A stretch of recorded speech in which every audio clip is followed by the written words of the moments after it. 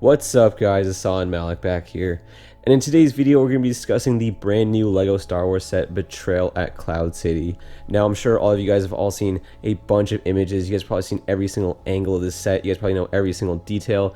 So because that this video is not going to be like an analysis video, we're not going to be doing a walkthrough of the set, I'm just going to give you my straight up opinion and then tell you why I feel this way. And that opinion is that I really don't like this set. And there's two major reasons as to why I feel this way, and we'll get into that in the video. But before I go ahead and give you guys my opinion on this, I just want to let you guys know that it's okay to have different opinions about this. I know some of you guys like the set, some of you guys dislike it. It's okay to disagree. We can all have different opinions about it. But yeah, the two reasons that I don't like this set, one is not really LEGO's fault really. The other one really is LEGO's fault. The first reason though is that I was really not expecting to get a set like this. I mean, we all knew that we were going to be getting a new LEGO UCS Cloud City set. It's just I was not expecting it to look like this at all. I mean, when you look at this is not an Ultimate Collector Series set, and LEGO is not at any fault for doing this because they even went out and said that this is not an Ultimate Collector Series set. It is actually a new theme or new line of LEGO Star Wars that they're releasing with this set called the Master Builder Series. And pretty much what that is that they're trying to give us a new label to put these large playsets under. And the reason they're doing that is because, as I'm sure a lot of you guys already know, sets like the Hoth base that we got a couple years ago that was actually part of the Ultimate Collector Series, that stirred up a lot of controversy. A lot of people were really upset with LEGO for making that set. They really felt like that set was not an Ultimate Collector Series set, and it was not what they were expecting. It was pretty much a really large playset, which is okay. I mean, that's what LEGO is a toy for kids to play with, so it's nice to have things like that. But when you put it under the Ultimate Collector Series line, there's a certain level of quality and detail these sets are supposed to have. They're supposed to be representative of what the actual in-universe models are, and sets like this and the Hoth Echo base were just completely incorrect. They just had very bad proportions and just weren't realistic in any way. They were just a big, large LEGO set, which is completely okay though, because that's what LEGO is. And that's pretty much why when LEGO actually announced this set and gave the official images of that, a lot of people like me were kind of taken aback because this is not what we were expecting. I mean, all the rumors were saying this is going to be an Ultimate Collector Series Cloud City set. I thought it was going to actually be a replica of Cloud City with like a small interior or something like that. Something of the likes of like the Super Star Destroyer or one of the larger Star Destroyers, or like the Death Star 2 that we got quite a few years back. I thought it'd be more of like a display model. This is definitely not that. This actually doesn't have any shape of Cloud City at all. It is kind of like a circle, but other than that, there's nothing really Cloud City, the shape of the actual Cloud City going on in the set, except for the little small towers they have in the middle of the set there. But other than that, it doesn't really reflect Cloud City other than the actual scenes going on in the set. And for me, that's just not what I wanted when LEGO announced that they were going to be making a new Cloud City set. I wanted something that was actually like a display model. It actually looked like the Cloud City in Bespin with some cloud cars and whatnot.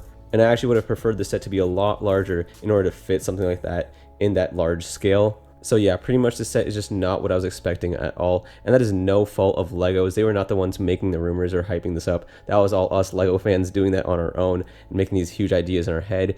So because of that, I am a little bit let down. Hopefully one day we'll actually get to see a actual replica like model of the Cloud City. I'd love to have that. I hope LEGO actually makes an official one. That'd be so awesome to have. I'd love to have that on display somewhere in my house. But this is what we have for the time being. I mean, the set is nice for what it is as a playset. I actually think it's pretty cool. It does have a majority of the scenes, majority of the iconic scenes from Empire Strikes Back that take place on Cloud City. And the minifigures here are a little bit bland in my opinion. We don't get too many exclusive figures, which is actually something else I don't like about this set. Lando does look pretty cool with that new cape. Han Solo looks pretty much the exact same, except now he has that new printed leg piece, which just goes all the way around. And that's pretty much as good as Han Solo is going to get, so you can't really get better than this version of Han Solo. The Boba Fett minifigure I actually already own from the UCS Slave 1 that came out a few years ago. But for those of you guys that don't own this set, this is a great way to get a really awesome Boba Fett. So if you guys didn't pick that one up, I'd recommend picking up this set just to get these minifigures and to get a Slave 1, which is actually a really nice build of a Slave 1, which we'll talk about a little bit later. So there are things I like about this set, but just in general, it's just not what I was expecting. It's not what I wanted out of a LEGO Cloud City set. But that's going to do it for that first point. Now on to the second point, and this one I think is completely LEGO's fault, and it's something that I don't see too many people talking about. I, like a lot of you, probably watched a bunch of analysis videos on this very set and looked at a bunch of images and got a bunch of different opinions from around the community to see what everybody thought about the set, and nobody was really talking about the price of this thing. I mean, everybody said the price per part range was pretty good, so it was okay. It actually is at 12.4 cents per piece, which is actually a little bit high. Usually you want to hit that 10 level, but Lego Star Wars hasn't hit that 10 cents per piece level in a really long time, which is okay. So 12 is fine. It's just the thing with the price per part ratio, it's a little bit inaccurate when you're looking at larger sets like this one. So to put it in perspective, I'll give you a little bit of an example here. So for example, say you have a $35 Lego set and that has 280 pieces. That will also hit this same range of 12.4 cents per piece. It actually hits 12.5, but nonetheless it's about the same thing. But the thing is, for a set that's that small, when you have 280 pieces, it should retail for around $28 if you're trying to hit that 10 cents per piece mark. But this hypothetical set does retail for $35, which means you're getting charged about $7 more than you should be, which isn't much. $7 is not a lot of money. I mean, it still is higher than it really should be, but I think a lot of you guys could overlook that, and you guys would still purchase this imaginary set if it was real. Now, when you take that same concept and apply it to this set here, we have 2,812 pieces, except now it retails for $350. You're still hitting that 12.5 cents per piece range, but with this set, it's about $70 overpriced.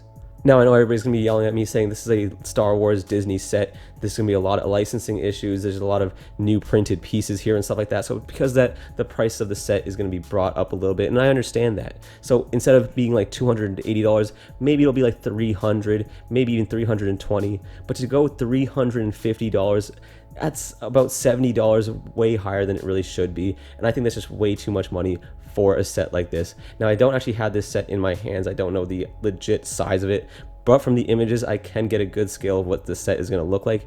And this is not $350 worth of Lego, in my opinion. The pieces here are not that large or anything. The minifigures are not some crazy exclusive things that you couldn't get anywhere else. And the entire thing in general just doesn't look like it's worth $350 in my opinion.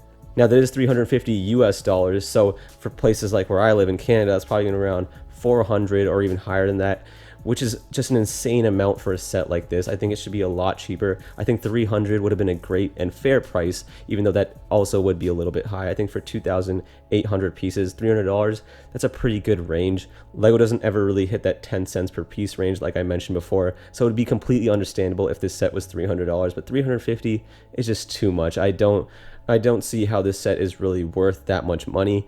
But that's just my opinion, though. Maybe for you guys, this set really is worth $350. So that's why you guys got to go down in the comments below and let me know. Maybe I'm just going crazy here. Maybe it actually is a fair price. Just to me, it just doesn't make much sense. It's just, this is why that price per part ratio thing is not a, I don't feel like it's an accurate way to measure Lego sets, and I just don't feel like enough people are talking about that. It's just something I wanted to mention in this video because this set is a prime example of why it's an inaccurate way to judge the value of a Lego set like this. But yeah, those are pretty much my two main reasons as to why I don't like this set.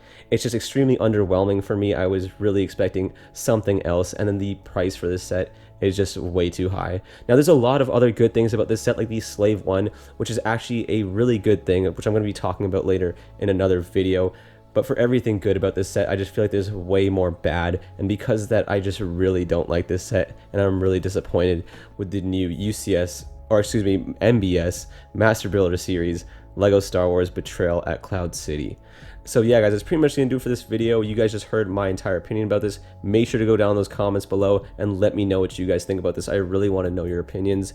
And as always, guys, if you guys enjoyed watching this video, make sure to hit that like button. And if you guys want to see tons of more Lego Star Wars videos just like this one, make sure to subscribe to my channel.